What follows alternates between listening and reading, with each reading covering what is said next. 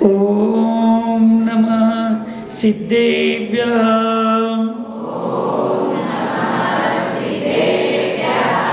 ओम नमः सिद्धेभ्यः।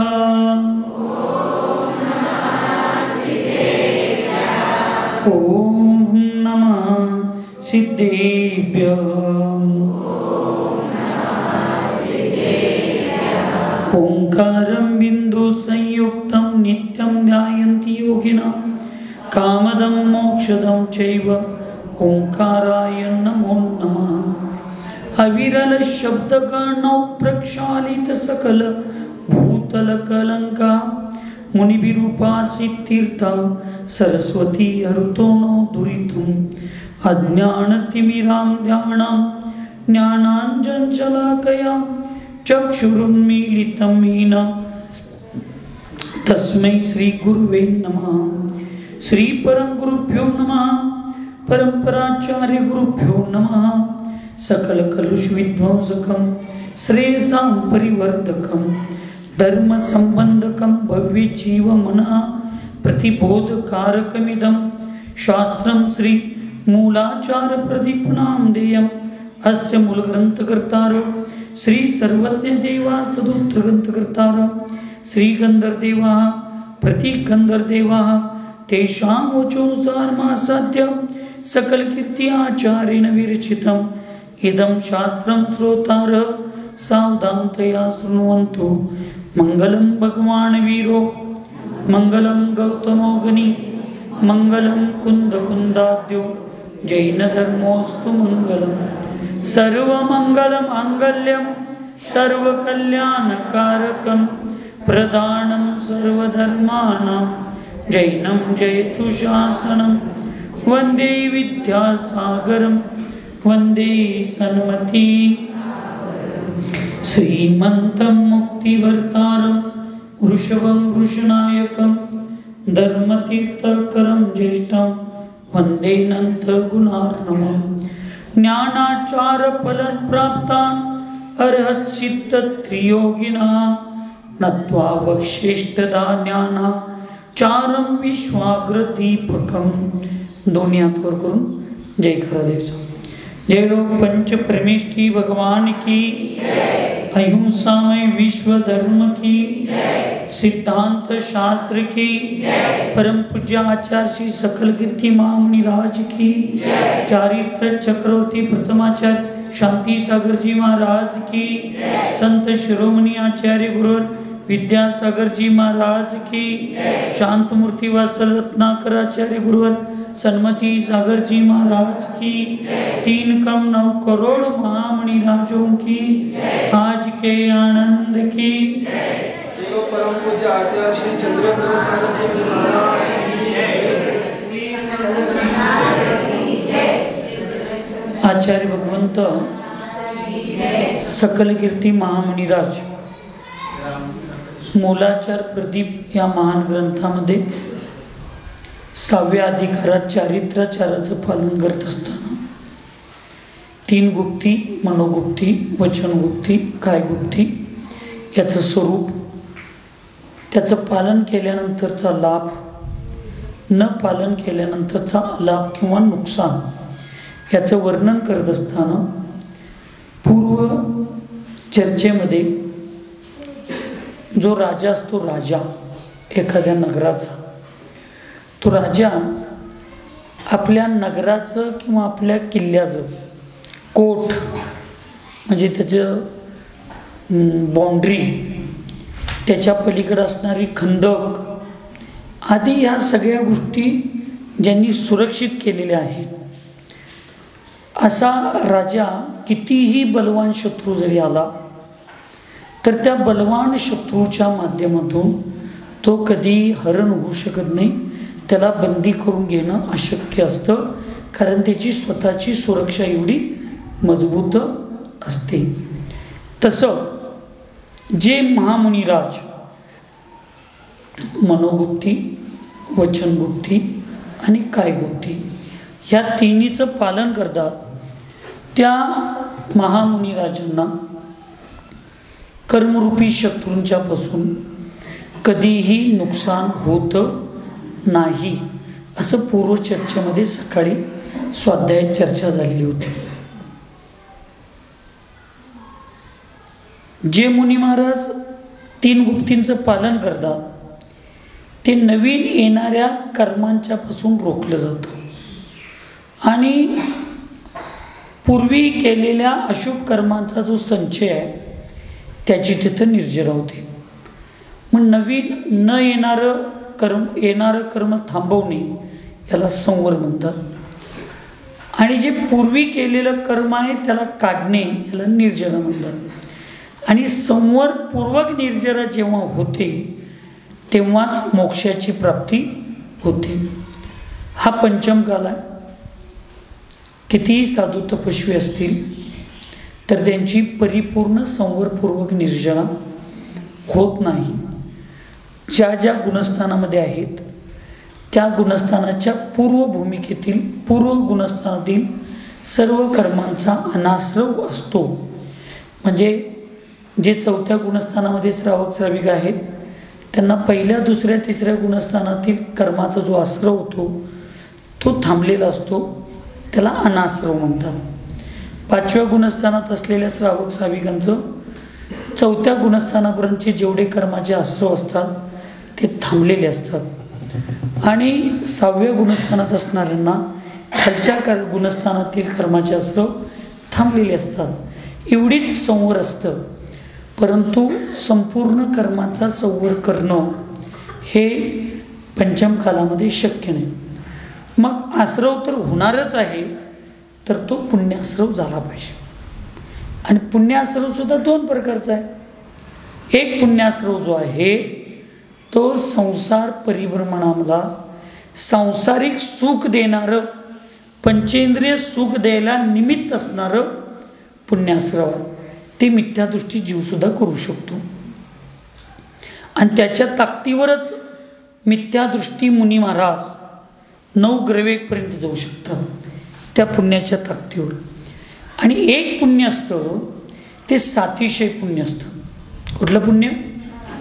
सातिशय पुण्य म्हणजे जे पुण्य रत्नत्रयाची साधना करण्यासाठी निमित्त असणारं द्रव्य, क्षेत्र, काल, भाव आणि भव ह्या 5 गोष्टींना प्राप्त करून देण्यासाठी निमित्त संयोगी असतं, अशा पुण्याला सातिशय पुण्य म्हणतात. आणि हे सातिशय पुण्य सम्यक्त्व सहित तुम्ही श्रावकांनी मन, वचन, कायेच्या प्रवृत्तीपूर्वक, मी काय म्हणायला लागलोय का, मन, वचन, कायेच्या प्रवृत्तीपूर्वक खरे देव, खरे शास्त्र, खऱ्या गुरूंची पूजा, सेवा आणि तत्संबंधी अपेक्षित योग्य ठिकाणी दान ह्या षटक्रिया केल्यानंतर तत्संबंधीचा स्वाध्याय केल्यानंतर अशा सातिशय पुण्याचा बंध होतो. आणि हे मुनी महाराजांना हे पुण्याचा बंध भविष्य काळासाठी केव्हा होतो तर आचार्याने सांगितलं मनोगुप्ती, वचनगुप्ती, कायगुप्तीचं पालन केल्यानंतर. मग मनोगुप्ती, वचनगुप्ती आणि कायगुप्ती म्हणजे काय? तुम्हाला प्रवृत्ती करायला सांगितलं आणि आम्हाला निवृत्ती करायला सांगितलं. अशुभातून तुम्हाला शुभामध्ये प्रवृत्ती आणि आम्हाला शुभातून निवृत्ती होऊन शुद्धामध्ये प्रवृत्ती म्हणजे मनोगुप्ती, वचनगुप्ती, कायगुप्ती. तुम्हाला करायचं आहे ते मन लावून करायचं आहे, नाही तर शरीर मंदिरात आणि मन प्रवीण कुठे गेलाय कुणास ठाऊक, काय करायलाय कुणास ठाऊक, 6 दिवस पूजेला गेलाय, तेवढ्यात बरोबर ही घरात TV बघत असताना पूर्वीच्या कुठल्या तर महाराजांचं उदाहरण ऐकली की ते महाराजांना सोडायला गेला, तिकडंच दीक्षा घेतला आणि तिकडंच आपलं आत्मकल्याण करत बसला. शिव बाबा महाराजांच्यावर पूजेत गेलाय आता तिकडंच राहतोय का काय, त्या चंदाबाबाची गॅरंटी नाही, त्याने ठेवून घेतला तर काय करल, आणि आल्यानंतर परत जास्त गेला तर बघा. असं तू म्हणत नाहीस, मला विश्वास आहे, तू का काळजी घे. एक उदाहरण द्या लागलो.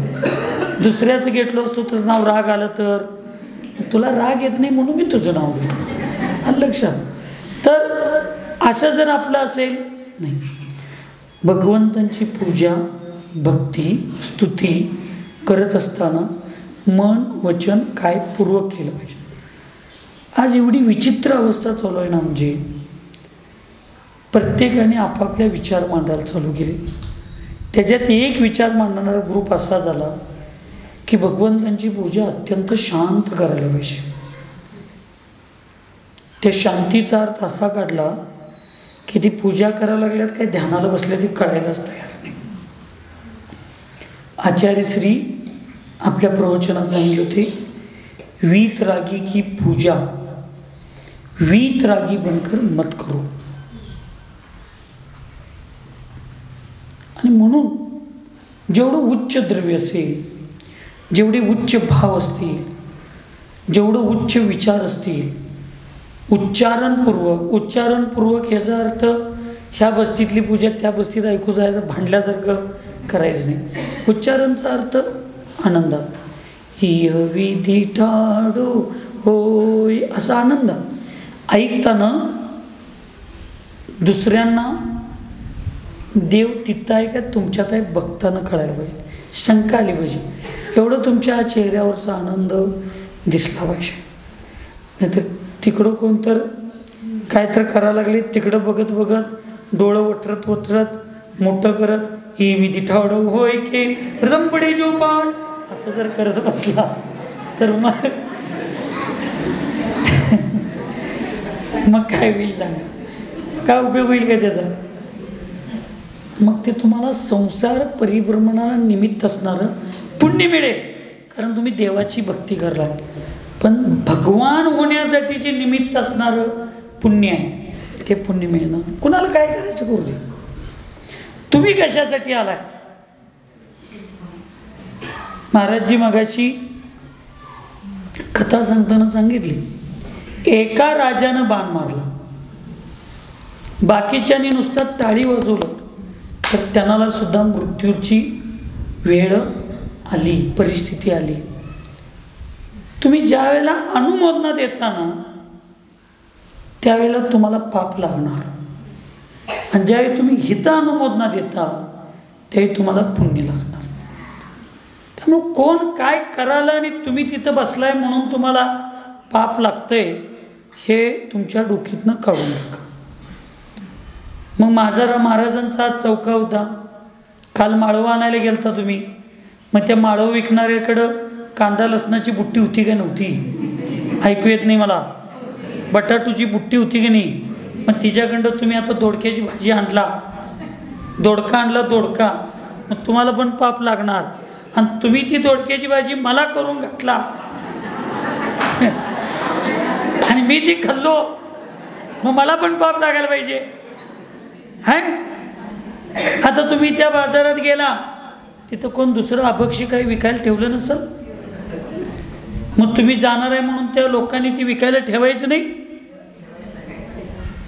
तुम्ही त्या गोष्टीला अनुमोदना दिला, बरोबर आहे, विकायला पाहिजे, तुम्ही अजय नाही, तुम्हाला हे सगळं खायला पाहिजे, तुम्ही विका, काय आमची अडचण नाही, आशीर्वाद म्हटलं तर आपल्याला पाप लागतं. म्हणून नुसतं जाता येता एखादी गोष्ट बघितलो, केलो, काय केलो म्हणून आपल्याला अनुमोदनेचं पाप लागतं असं नाही. तुम्ही तिथं टाळी वाजून मनातनं किंवा अंतरंगातनं तुम्ही स्वीकृती दिला तर, चांगल्या ठिकाणी स्वीकृती दिला तर शुभास्त्र होतो. चुकीच्या अशुभाला तुम्ही स्वीकृती दिला तर अशुभास्त्र होतो. आणि शुभ आणि अशुभ दोन्ही ठिकाणी शांत, आणि ते तुम्ही कपड्याच्या अवस्थेत कधीही करू शकत नाही, ते मुनी महाराजच करू शकतात. आणि ते केव्हा तरी होतं. असं शुभ आणि अशुभामध्ये समताभाव धरू, शुद्धामध्ये शांत बसला तर तो शुद्ध उपयोग असतो. असं श्रावकांना मन वचन कायेची प्रवृत्तीपूर्वक. मन पण लावायचं आहे, वचन पण लावायचं आहे, म्हणजे तोंडानं उच्चारण करायचं आहे, आणि कायेनं भक्ती पण करायचं आहे. तुम्हाला एक एक ठिकाणी जास्त स्वाध्यायी लोक असतात की नाही, टाळी वाजव, टाळी वाजवा, आत्ता नवं सांगतो पूजेच्या वेळेला, असं दादा सांगायला लागते. हात वर करून जयकारा द्या म्हणायला दादा सांगायला लागते. हे हात वर करून जयकारा काय द्यायचं असते, त्याच्यात काय असते, असं नसते. लक्षात, श्रावकांनी व्यवहाराच्या क्रिया व्यवहारात पाळल्याच पाहिजेत. त्याच्यामध्ये पुण्याचा बंध फार असतो. म्हणून श्रावकांनी मन वचन कायची प्रवृत्तीपूर्वक धर्म केला तर साधवकांना सातिशय पुण्याचा बंध होतो. आणि साधू मन वचन कायेची प्रवृत्ती रोखून थांबवून ध्यान केले तर साधूंना सातिशय पुण्याचा बंध आणि भूतकाळातील पाप कर्माची निर्जरा दोन्ही गोष्टी एका वेळेला होतात. आणि अशानंच पुण्याचा मोक्षाची प्राप्ती होते, असं सकाळच्या चर्चेमध्ये सांगितलं होतं. आता कौन योगी असंयमादी बाणों से घायल नहीं होता, तर सांगतात वर्मित संगरे यद्भट, वर्मित संगरे यद्वत्, भटो वार्णैर्न विद्यते, तथा योगी त्रिगुप्त्यात्मा, रागाद्य संयमेषुभिः, वर्मित संगरे यद्वत्, भटो वार्णेन विद्यते, तथा योगी त्रिगुप्तात्मा, रागाद्य संयमेषुभिः. वर्मितः संगरे यद्वत् भटो वार्णैन विद्यते. भट म्हणजे राजा, योद्धा, मोठा सैनिक. तो सैनिक जो आपल्या अंगावर चिलकत किंवा जे अस्त्र म्हणायचं, शस्त्र अस्त्र आणि वस्त्र, जे शस्त्र जे शत्रूला हातात धरून मारण्यासाठी निमित्त असतं त्याला शस्त्र म्हणतात. तलवार, चाकू, बंदूक, याला काय म्हणायचं, शस्त्र. भाला शस्त्रामध्ये येत नाही, अस्त्रामध्ये येते. जे फेकून मारलं जातं लांबून, असं वज्रास्त्र म्हणतात. वज्रशस्त्र प्रसिद्ध काय ते प्रकट केलं असं म्हणत नाहीत. वज्रास्त्र जे फेकून मारलं जातं त्याला अस्त्र म्हणतात. आणि ज्याच्यापासून समोरच्याची शरीरावरची सुरक्षा केली जाते, प्रतिकार रोखला जातो, ज्याच्यामुळं त्याला वस्त्र म्हणतात. असं चिलकत कवच जो घालून, काही ठिकाणी ढाल असते, ढाल, त्या ढालीला सुद्धा अस्त्रामध्ये घेतलं जातं. जे समोरच्या शत्रूच्या हल्ल्यापासून स्वतःच्या शरीराचं रक्षण केलं जातं, त्याला पण काही ठिकाणी अस्त्र असं म्हटलेलं आहे. मग असं कवच वगैरे घालून ज्या राजाच्या हातामध्ये शस्त्र अस्त्र वस्त्र म्हणजे कवच हे मजबूत आहेत, चांगले आहेत, असा राजा ज्या वेळेला विद्वान शूर वीर धीर योद्धा ज्या वेळेला तो युद्ध खेळायला जातो त्यावेळेला त्याच्याकडून समोरच्या शत्रूकडून होणारा घात तो काय करतो, वाचवू शकतो, सुरक्षित राहतो. किती योद्धा, आमच्याकडे पद्धत आहे धर्म करणाऱ्यांच्याकडे, मला धरून सांगा लागलं तुम्ही सगळीजण, आमच्यात पण आहेत तशी रती महारथी संघात ग्रुपमध्ये सगळं. अतिविश्वास आणि कमी विश्वास कधी असतं का? मग जेवढा पाहिजे तेवढा विश्वास. किती महापराक्रमी राजा असू दे, किती महापराक्रमी योद्धा असू दे, सैनिक असू दे, कवच घातल्याशिवाय आणि हातात शस्त्र घेतल्याशिवाय युद्धाला कधी जात नाही. किती महापराक्रमी राजा असेल आणि तो युद्ध आक्रम झाले म्हटल्यावर अचानक उठून बिन अस्त्र शस्त्र वस्त्र हे कवच न घालता युद्धाला जातो, तो राजा फार शेवटपर्यंत टिकत नाही. तसं आपण थोडे शास्त्र वाचतो, थोडे ग्रंथ वाचतो, थोडी भक्तिपूजा करतो आणि मी आता एवढा धर्मात्मा झालोय की जणू काय आता माझ्याकडे कुठलं पाप येणारच नाही, मला काय होणारच नाही. आणि स्वतःवर एवढा आत्मविश्वास, फालतू म्हणतात त्याला आत्मविश्वास असतो. मी किती कसं जरी वागलो ना तर मी चुकणार नाही याची गॅरंटी देतो. होत नाही. लक्षात ठेवा, तुम्ही चुकणार नाही हा तुमचा विश्वास आहे, हा तुमचा आत्मविश्वास आहे. पण मी चुकणार नाही म्हणून मी कोणत्याही गोष्टींचा विचार न करता कसं मना येईल तसं वागायला लागलो तर तो तुमचा फाजील विश्वास आहे. तो कुठला विश्वास आहे? फाजील. म्हणून मी थोडं धर्म केलो, थोडं शास्त्र वाचलो, थोडं भक्ती केलो, थोडं एक दोन व्रत घेतलो, आता आम्ही परिपूर्ण धर्मात्मा झालो असं समजून जे आपल्यापेक्षा कमी धर्म करणाऱ्यांच्याकडे बघून आपण जी भूमिका तिरस्काराची, ईर्षेची, मत्सराची करतो ती कुठंतरी चुकीची आहे. हम बडे और बाकी सब किडी ही भूमिका जिथं आहे तिथंच वास्तविक मिथ्यात्व आणि अज्ञान आहे. ज्यावेळी माझ्याकडं ज्ञान होतं, ज्यावेळी माझ्याकडं व्रत आचरण येतं, ज्यावेळी माझा स्वाध्याय झालेला असतो, त्यावेळी आंब्याच्या झाडाला आंब लागली की आंब्याचं झाड कसं ताट होते की नाही? होते की नाही? होय, होते होते. कर्नाटकातच होत असेल ते, आमच्या महाराष्ट्रात काय होत नाही. हो, महाराष्ट्रात आंब लागल्यावर झाड वागतंय, तुमच्या कर्नाटकात ताट होते. काय तर फरक असला पाहिजे. काय होतंय मग? ताट होते म्हटलं होय होय होय. कसं बसवान येत गतली यान अंदर बरे गोळा. हां, राजस्थान मग भात एस्ट काश्मीर छुले येते नेन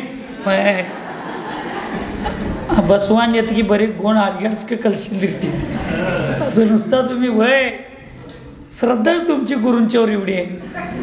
दीक्षा घ्या आणि व्रत घ्या म्हटलं की तेवढंच नाही, बाकी तुम्ही म्हणताय ते सगळं खरं. उलट ज्ञान झाल्यानंतर, व्रताचा स्वीकार झाल्यानंतर, धर्मात्मा ही व्याख्या आमच्याशी जोडल्यानंतर आमच्यात नम्रता यायला पाहिजे. ती नम्रता नसेल, तो आदर नसेल इतर जीवांच्या बद्दल, सत्वेषु मैत्रीभाव नसेल, गुणीषु प्रमोदन क्रिया नसतील, क्लिष्टेषु जीवेषु कृपापरत्वम परिणाम नसतील, माध्यस्थ भावम विपरीत होतो ही प्रवृत्ती नसेल, तर ती विद्वत्ता फक्त द्रव्य पुरुषाची आहे, द्रव्यलिंगी साधूंची आहे. परिणामच नसतील तर काय? सामायिकमध्ये समताभाव धरत असताना साधूंना सगळ्या जीवांशी समताभाव सांगितलं.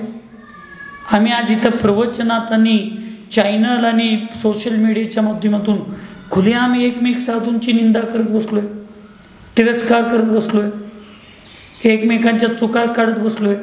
उपगुण अंग तर कुठं राहिलंच नाही, वात्सल्यांग कुठं आहे काय नाही माहीत नाही.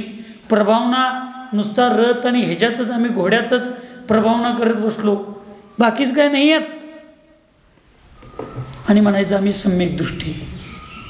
जे साधू मला धरून खुलेआमपणे इतरांची निंदा, इतरांच्याबद्दल तिरस्कार करतात, त्या साधूंच्यामध्ये कधीही उपगुण अंग नाही, स्थितीकरण अंग नाही, वात्सल्य अंग नाही, निर्विचिकित्सा अंग नाही.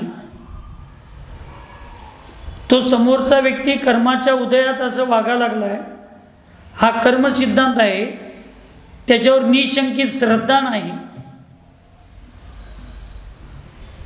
त्याच्यामुळं मी बोलायला लागलोय त्याच्यामुळं अप्रभावना होऊ शकते असं बोलणाऱ्यांनी विचार केला पाहिजे आणि वागणाऱ्यांनी तर पहिलाच विचार केला पाहिजे की माझ्या साधू व्यवहारामुळं कुठं तर अप्रभावना जिनधर्माची होईल का.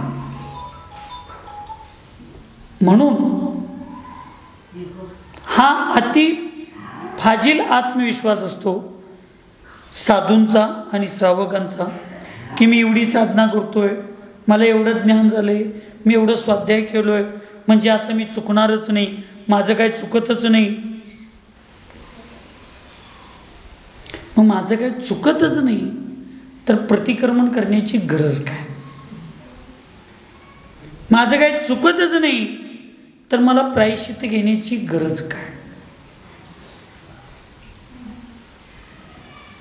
जो गलती करते करके जो गलती नहीं करते उन्हें भगवान कहते हैं, जो गलती करके सुधरते हैं उन्हें इंसान कहते हैं, जो गलती को गलती ना स्वीकारे उसे ना सुधारे उसे शैतान कहते हैं, और जो गलती को गलती ही ना कहे उसे हैवान कहते हैं.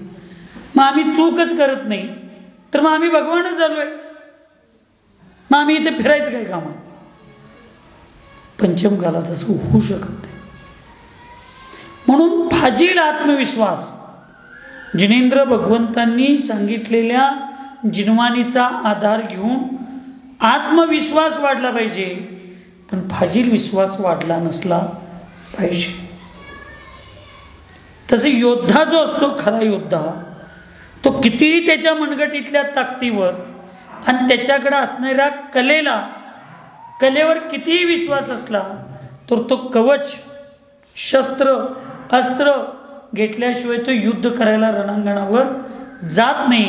तसं मुनी महाराज जे असतात किंवा तुमच्यासारखे जे श्रावक असतात, कितीही मुनी महाराज ज्ञानी ध्यानी असू देत, ते मनोगुप्ती वचनगुप्ती आणि काय गुप्तीचं पालन केल्याशिवाय या बाहेरच्या जगामध्ये ते सुरक्षित राहू शकणार नाही. आणि तुम्ही मन वचन काय पूर्वक भगवंतांची भक्ती, जिनवाणीचा स्वाध्याय आणि गुरूंची सेवा ही तिन्ही मन वचन काय पूर्वक केल्याशिवाय तुम्ही या बाहेरच्या संसाराच्या परिभ्रमणातून वाचणार नाही आणि तुमचे परिणाम आणि तुमचं पुण्य पुढं वाढण्यासारखं तुम्हाला मिळणार नाही. त्यामुळे या गोष्टी सगळ्या फार विचारपूर्वक आपण केल्या पाहिजे, फार विचारपूर्वक. उद्या स्वाध्याय करायचा आहे, चर्चा करायची आहे, आपल्या आपल्यात नाही. काही बाहेरचे लोक मला काय, माझं ज्ञान काय, माझं काय ज्ञान, माझ्या एवढं ज्ञान कोणाला आहे. न तयारी करता गेलेला एक दिवस विद्यार्थी ऐन वेळेला थांबतो. देवशास्त्र गुरूंशी मायाचारी करून मिळवलेलं ज्ञान हे ऐन टायमाला उपयोगाला येत नाही, जसं कर्णाचं ज्ञान महत्त्वाच्या वेळेला त्याच्या उपयोगाला आलेलं नाही.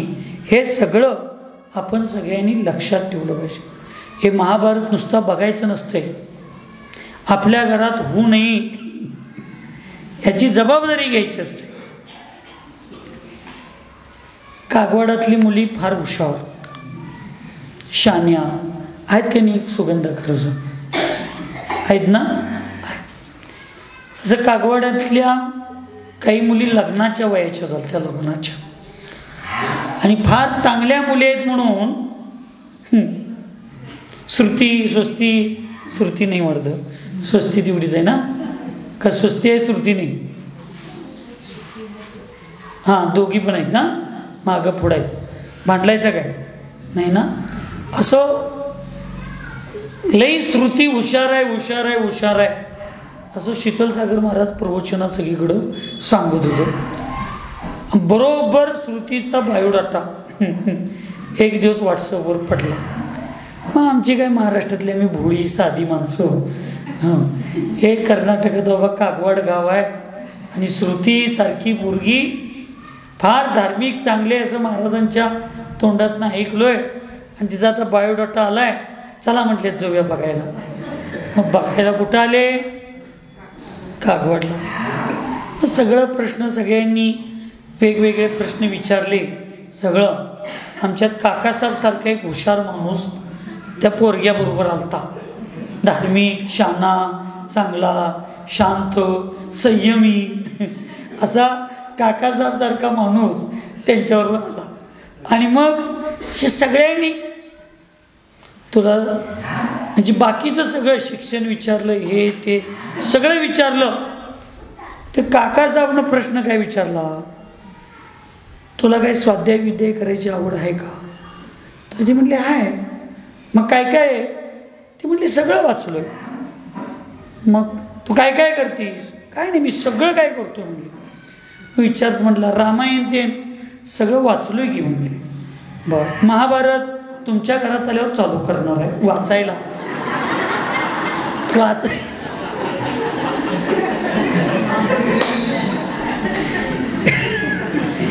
चर्चा स्वाध्यायची चालू आहे, स्वाध्यायची. वाचायला महाभारत.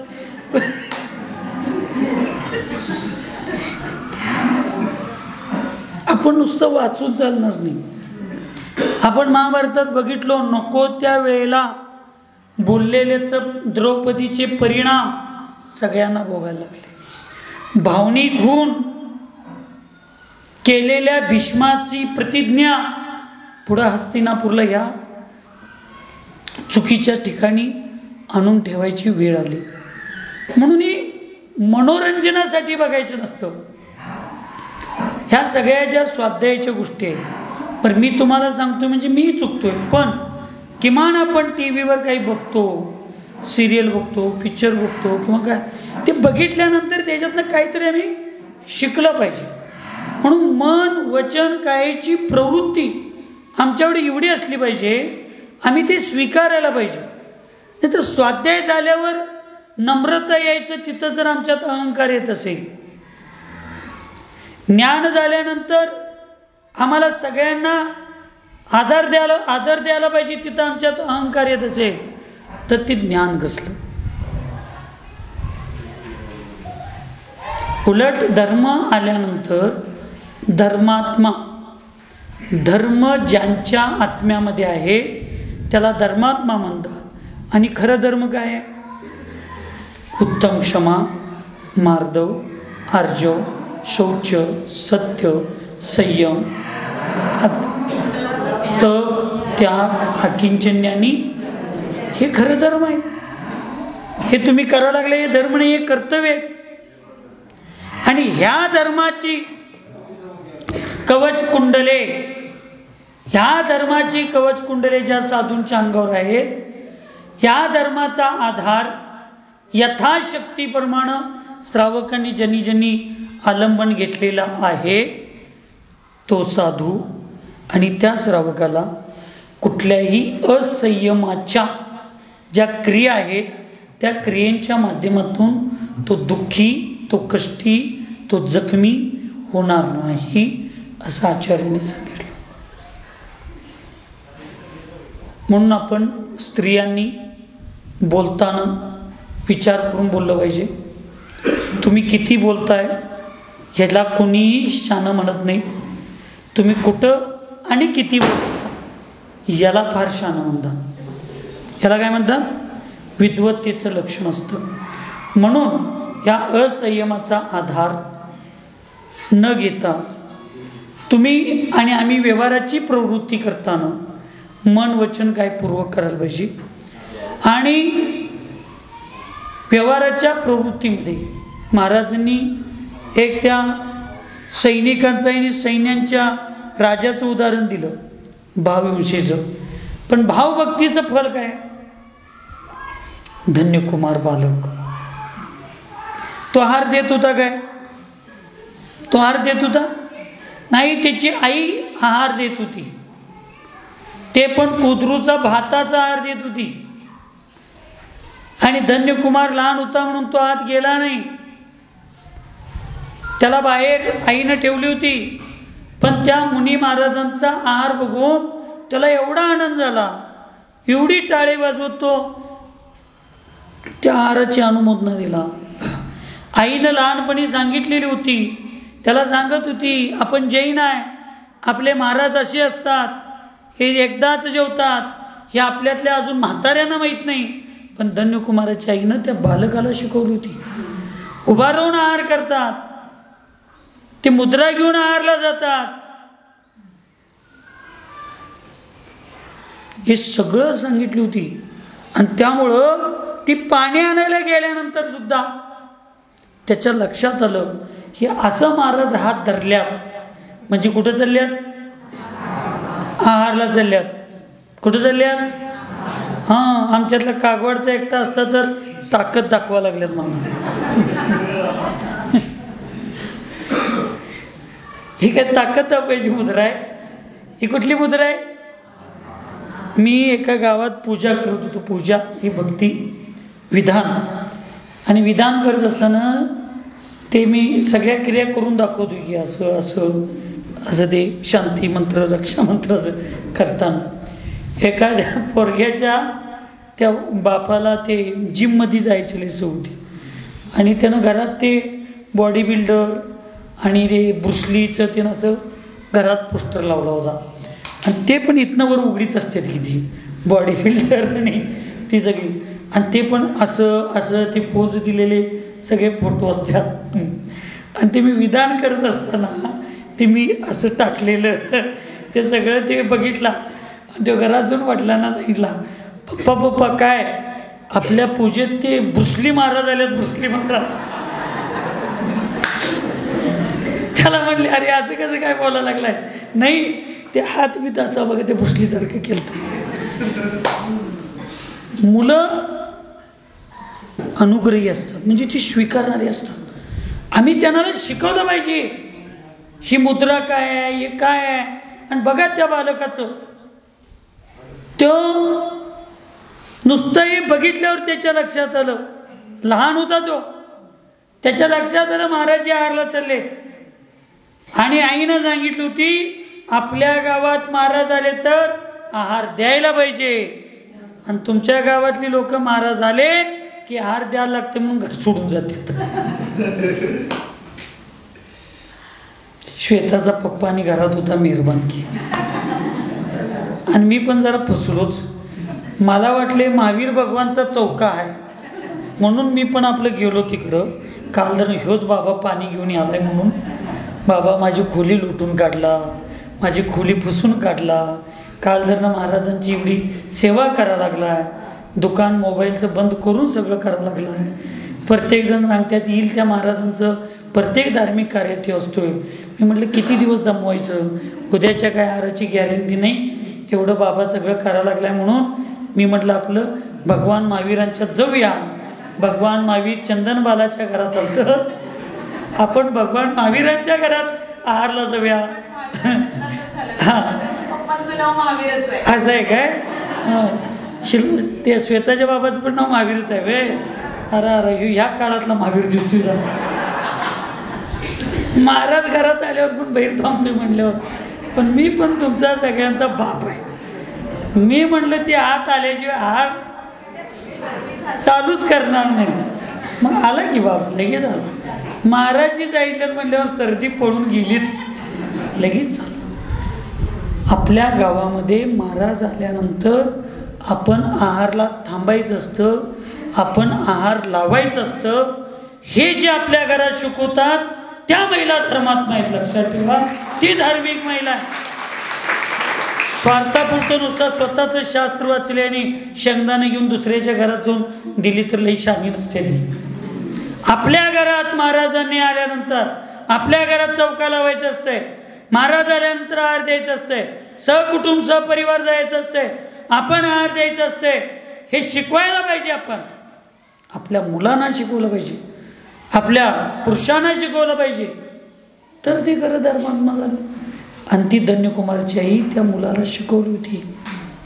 ते पाणी आणायला गेली ती, आणि महाराज गावात फिरायला लागल्यावर त्या पोरग्याच्या लक्षात आलं आणि ते पोरगं आडवं राहिलं.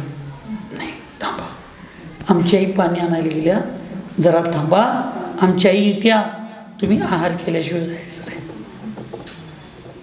हे कोण म्हणा लागले? धन्यकुमार.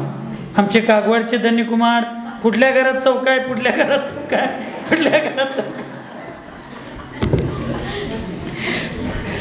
आम्ही काय सांगायला लागलोय? तो धन्यकुमार म्हणते आमच्या घरात थांबा. आमचे कागवाडचे धन्यकुमार कुठल्या घरात म्हटलं तरी मेहरबानी की कुठल्या गल्लीतच जावा. इथंपर्यंत अजून ठीक आहे. एकेका गावात एवढी पंडित शानी आहे, एवढी कमिटीतली माणसं शांत आहेत, पुढल्या गावातच जावं म्हणतात, ते गल्ली पण सांगत नाहीत. कसा धर्म आपल्या गावात सुरक्षित राहणार? पाप कर्माची निर्जरा करायचं पंचम कालातलं सगळ्यात मोठं साधन कुठलं असेल तर ते भगवंतांचा अभिषेक आणि गुरु महाराजांना आहार, ह्या दोन क्रिया ज्या आहेत ह्या माध्यमातून मिळवलेलं पुण्य आणि पूर्वी केलेलं पाप दुसऱ्या कुठल्याही पद्धतीने फिटणार.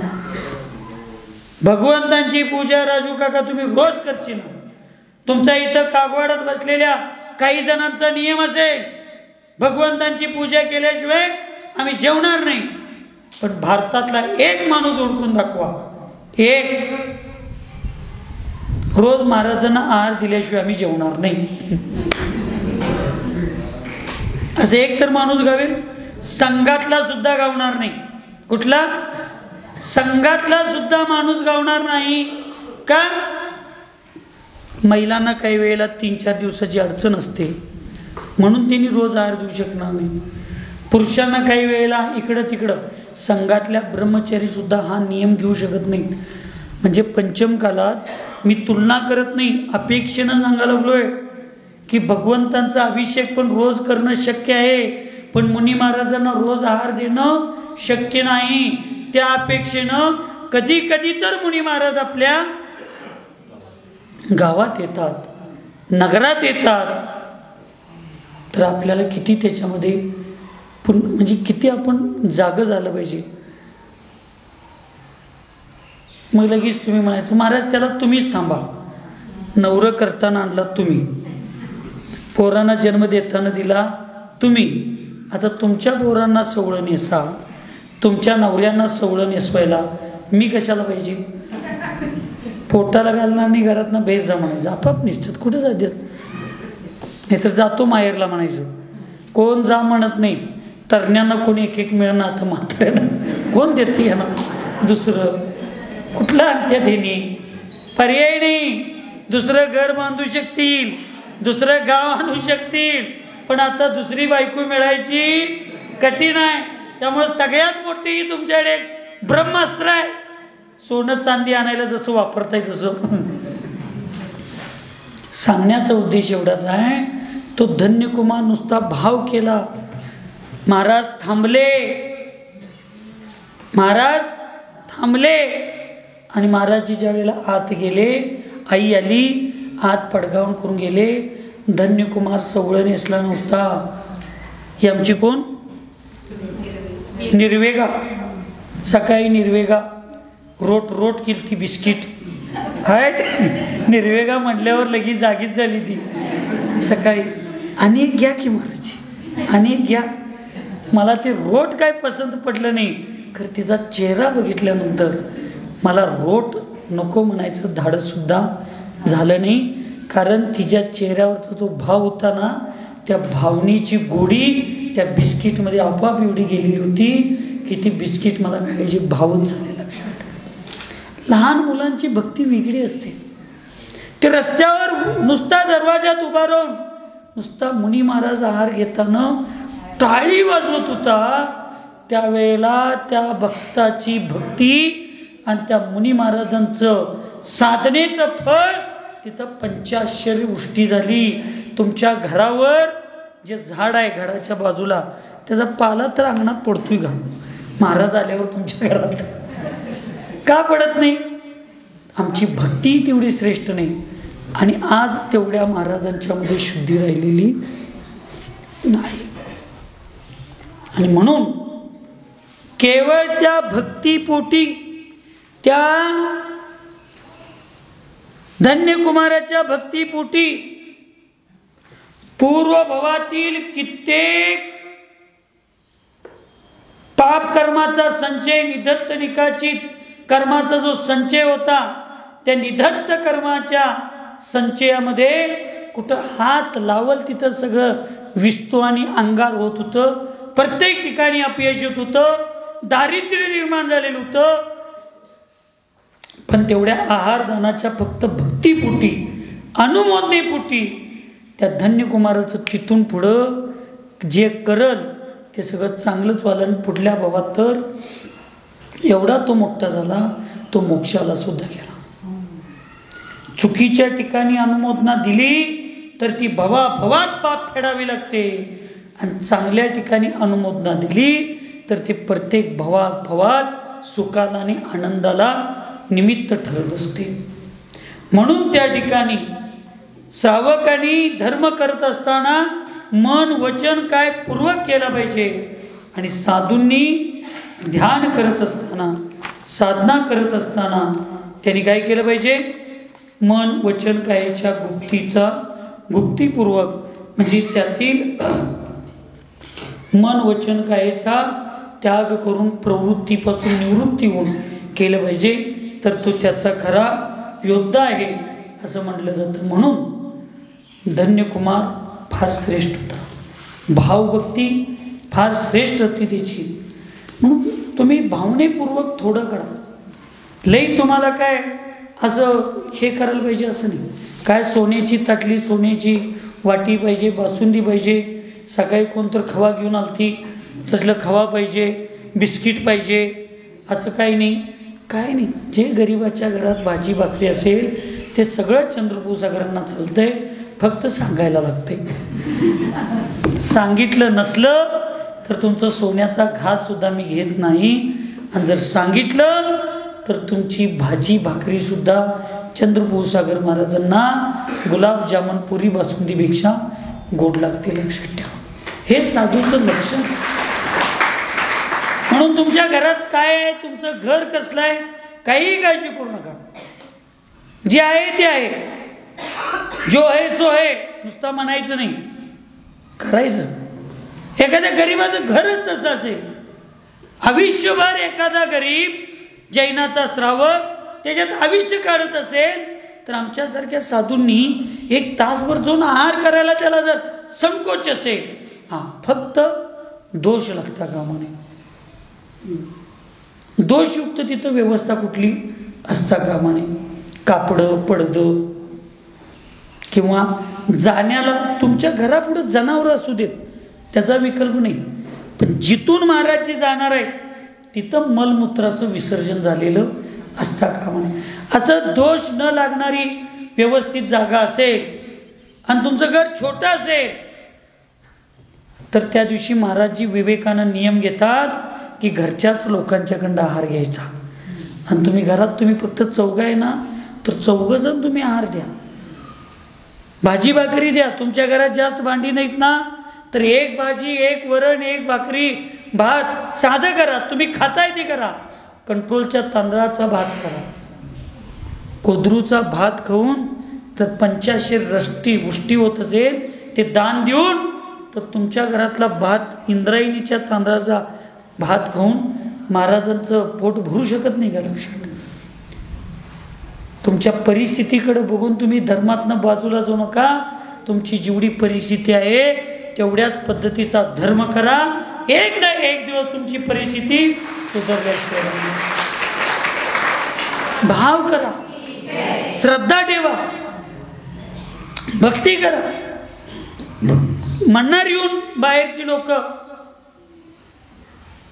म्हणणार ते ब्रह्मचारी येऊन, तुम्ही बासुंदी केला नाही काय, काजू ठेवला नाही काय, लाडू केला नाही काय, बर्फी केला नाही काय, सांगायचं. रोज तेच तेच महाराजी खात्यात आणि त्यांना शुगर होऊ नये. उत्तर रागात कधी द्यायचं नाही. आपण उत्तर प्रेमानं द्यायचं. रोज रोज तेच महाराजी खाल्ल्यावर महाराजांना शुगर होईल. म्हणून महाराजांना शुगर होऊ नये म्हणताना आम्ही एक दिवस साधं जेवण केलोय. पण महाराजजी तुमच्यात बर्फी खाताना जेवढा चेहरा महाराजांचा आनंदी नव्हता तेवढा आमच्यात वरण भात खाताना महाराजांचा चेहरा आनंदी होता असं मला दिसलं म्हणायचं. आणि सोडून उत्तर कधी चुकीचं रागात द्यायचं नाही, मग तुम्ही पण धर्मात्मा राहणार. म्हणून द्रव्यामध्ये मीठ असू दे नाही तर नसू दे, भावनेमध्ये गोडवा असायला पाहिजे, श्रद्धा असायला पाहिजे. मग ही अनुमोदना ही भक्ती तुमच्यासाठी एक दिवस भगवंत बनण्यासाठी निमित्त ठरते. म्हणून आई गेली पाण्याला थांबा थोडं स्वामी, आई आल्या विना तुम्हा सोडणार नाही. आई गेली पाण्याला थांबा थोडं स्वामी, आई आल्या विना तुम्हा सोडणार नाही.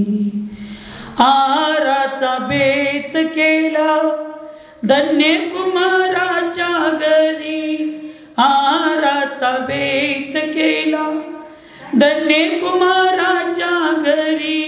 नाही दूध नाही तूप गरीबाच्या संसारी, नाही दूध नाही तूप गरीबाच्या संसारी. भात कोदरूचा केला हो हो, भात कोदरूचा केला शुद्ध भावा पायी. आई आल्या विना तुम्हा सोडणार नाही. भूक लागे बालकाला ताजी खीर मागतो, भूक लागे बालकाला ताजी खीर मागतो. आई म्हणे थांब थोड पाणी घेऊन येतो, आई म्हणे थांब थोड पाणी घेऊन येतो. खीर खावयाची नाही हो हो, खीर खावयाची नाही मुनींच्या आधी. आई आल्या विना तुम्हा सोडणार नाही. मौन धरून या मुनी आरास चालले, मौन धरून या मुनी आरास चालले. थांबा थांबा स्वामी म्हणून बाळ पुढे धावले, थांबा थांबा म्हणून स्वामी बाळ पुढे धावले. चरणी मस्तक ठेवूनी हो हो, चरणी मस्तक ठेवूनी या मने गाई घाई. आई आल्या विना तुम्हा सोडणार नाही, आई आल्या विना तुम्हा सोडणार नाही. माता पाणी घेऊन येता देता भक्तीने आर, माता पाणी घेऊन येता देता भक्तीने आर. आनंदाने बालक नाचे बरे पुण्याई भांडार, आनंदाने बालक नाचे बरे पुण्याई भांडार. कुमाराची भक्ती येवो हो हो, कुमाराची भक्ती येवो आम्हा सर्वा ठाई. आई आल्या विना तुम्हा सोडणार. म्हणा आई गेली पाण्याला थांबा थोड स्वामी, आई आल्या विना तुम्हा सोडणार नाही, आई आल्या विना तुम्हा सोडणार नाही. म्हणून जी आपण भक्ती करतो, जी आपण श्रद्धा करतो ते आपल्या अंतरंगपूर्वक आपल्याला गेली पाहिजे.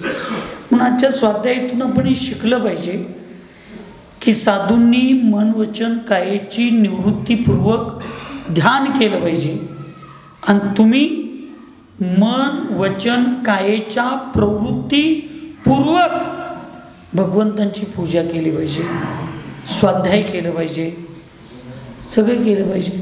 आचार्यशी सुद्धा पहाटे स्वयंभू स्तोत्र म्हणत असताना असा हात जोडून हलत डुलत म्हणणार आणि ज्यावेळी मल्लीनाथ भगवंतांची भक्ती येईल ना त्यावेळी असं टाळी वाजवत आचार्यची भक्ती करणार. आचार्यशींना टाळी वाजवून भक्ती करण्यामध्ये आनंद येतोय आणि आम्ही आचार्यशींच्या विचाराची लोक टाळी काय वाजवायचं आहे, भक्ती काय करायचं आहे असं म्हणत जर नुसता बसलो तर नाही चालणार. श्रावकांनी वीतराग येऊन नव्हे, त्या भगवंतांच्या गुणांच्यावर राग ठेवून स्नेह ठेवूनच भक्ती केली पाहिजे, नाहीतर होणार नाही. आपले ज्या मुलावर प्रेम असते त्याला जेवायला घालताना बघा तीच भाकरी आहे, पण तिला त्या मुलाच्या तोंडात घालताना किती भाव असतात. आणि तेच आपलं ज्या मुलावर प्रेम नाही, नंदाचं पोरगं, जावेचं पोरगं, सवतीचं, सवत कोण नसेल इथं चुकून असली तर सवतीचं पोरगं तिला घालताना तिनला भाड्या या ना किती सन्नाविधी बाह्या काकबेको. आणि हे लग्नाचं जरी आलं असलं तरी पिल्लू फुली मरी तीन.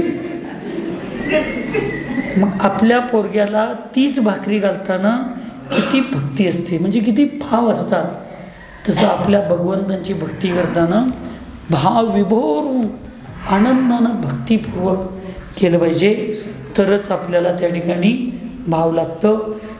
रावणासारखा रावण आदिनाथ भगवंतांची भक्ती करताना एवढी त्या कैलास पर्वतावर, अष्टापद पर्वतावर करत होता, विण्याची तार तुटली, त्यानं शीर काढली आणि तिथं गाठल्यानं भक्ती केला. भविष्यातील तीर्थंकर होण्यासारखं पुण्य त्यावेळी त्यानं मिळवलं. म्हणून शास्त्रामध्ये एक वाक्य आहे, पुत्र असावा तर रामासारखा आणि भक्त असावा तर रावणासारखा. रावणासारखी भक्ती रामाला कधी जमली नाही, पण पुत्राचं कर्तव्य या विश्वामध्ये प्रभू रामचंद्रांच्यासारखं कुणालाही जमलेलं नाही. म्हणून तुमच्या सगळ्या कागवडातले भक्त रावणासारखे असू देत आणि तुमचे सगळे पुत्र रामासारखे होऊ देत, एवढीच भगवंतांच्या चरणी प्रार्थना भावना या ठिकाणी करतो आणि म्हणतो. सुखी रहे सब जीव जगत में, कोई कभी न घबरावे, वैर पाप अभिमान छोड़ जग, नित्य नए मंगल गावे. ओम नमः सबको क्षमा सबसे क्षमा.